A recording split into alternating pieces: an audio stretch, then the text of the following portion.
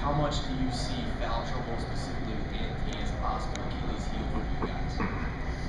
Well, I think he ended up with 2 fouls, and I think he's probably, in minutes played, if you look over through the country, I bet you he's up in the high least amount of fouls in minutes played. So, you know, it could happen. And, you know, it's like any other team. If Fab Melo goes down and has foul trouble, Syracuse isn't as good. If you can just go right down the line. If Thomas Robinson is in foul trouble, guess what? Kansas isn't not as good. The same with Ohio State. I mean, you know, big man is out, they're not the same team. Obviously, with Anthony not in, we're not the same, but we do have a talented team even when he's not on the floor. You know, John, you were talking about teams don't do this to you, shooting the ball as well as they did. Did you have a lack on defense that allowed that? I'll watch the tape and I'll figure out, you know, we're hands down or how, you know, that means if they shot this high percentage, they got layups. Whether it be breakaways, if you look at it, they must have been, you know, 8 or 9 layups, which is 8 for 8. That doesn't happen to us very often. John, can you talk about Darius's play today? Well, I thought he played well. I think the dunk is one of the biggest plays I've seen him make.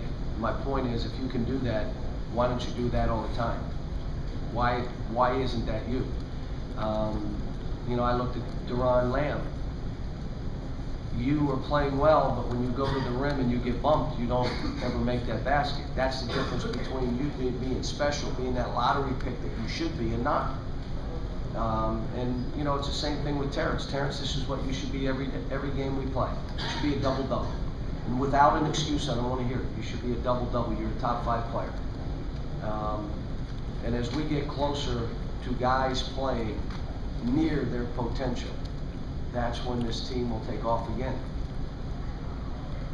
Cal, with today's win, you guys are now 12-0 in the SEC.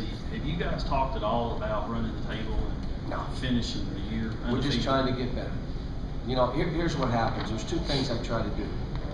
One, we're staying in the moment, like right now.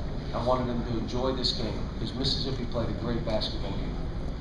Then the second part of it is we'll watch tape, we'll learn from this game, and then this game's done, move on.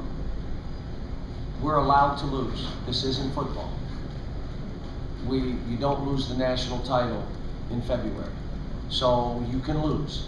My point is, are we getting better? If we're getting better and we take an L, it's okay. The second thing is, you know, as a coach, when things aren't going well, you try to take responsibility so they know, just go play. Even if you're not great, play. I'll take the hit. And so those are some things we're just trying to do. This is a young team. We start 3 freshmen.